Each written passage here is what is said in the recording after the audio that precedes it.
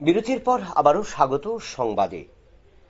All Tripura অনঅর্গানাইজেশন workers কংগ্রেসের পক্ষ থেকে ২১ এবং ২২ মে দুদিনের রাজ্য সম্মেলনকে কেন্দ্র করে অনুষ্ঠিত হল নানান কর্মসূচি, এবং এই কর্মসূচিকে সামনে রেখে সাংবাদিক সম্মেলন অনুষ্ঠিত হল।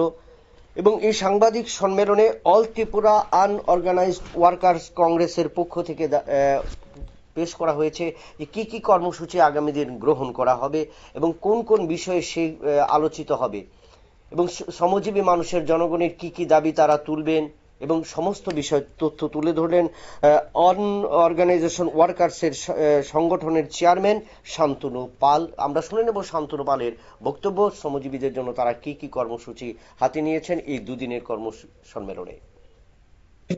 পালন সেই দিনে রাজীব গান্ধীর মৃত্যুদিন আমরা ৬টার সময় প্রোগ্রামটা আমরা শুরু করব।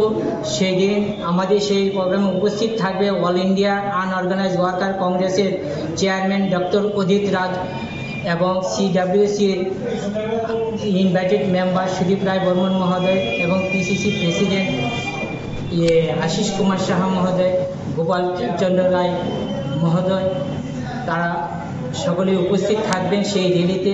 এবং আমরা সন্ধ্যার সময় আমরা একটা মশাল মিছিল করব এবং সেই মশাল মিছিলটাতে আমরা আমাদের বিরোধী দিবসটাকে পালন করব।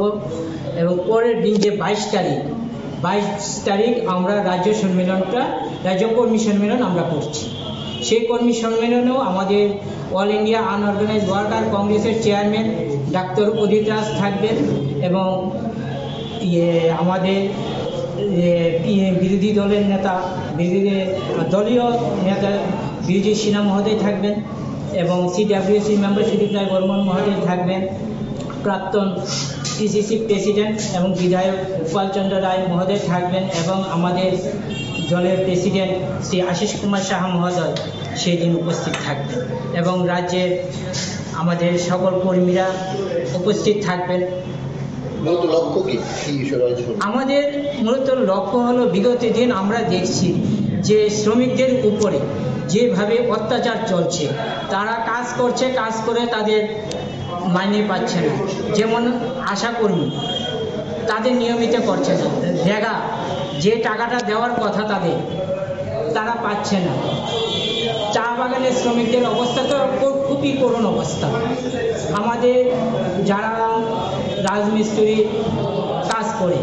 কাজ করতে গিয়ে দেখা যায় যে ঠিকাদারদের আন্ডারে কাজ করতে গিয়ে অ্যাক্সিডেন্ট হচ্ছে, কিন্তু তারা কোনো ভরপাই পাচ্ছে না শ্রম দপ্তর থেকে। কিছুদিন আগে আমরা দেখলাম আইজিএম হসপিটালে একজন ইলেকট্রিশিয়ান কাজ করতে গিয়ে মারা গেল, কিন্তু তার চিকিৎসার জন্য এরকম কোনো কিছু ক্ষতিপূরণ দেয় না।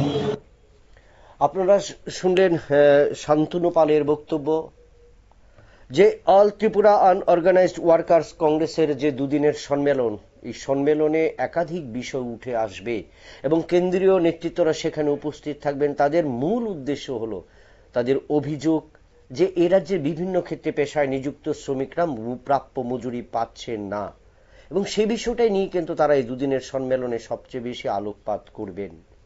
শ্রমিকদের স্বার্থ এবং বিবেচনা করেই তাদের এই কর্মসূচি বলে কিন্তু জানালেন শান্তনু পাল।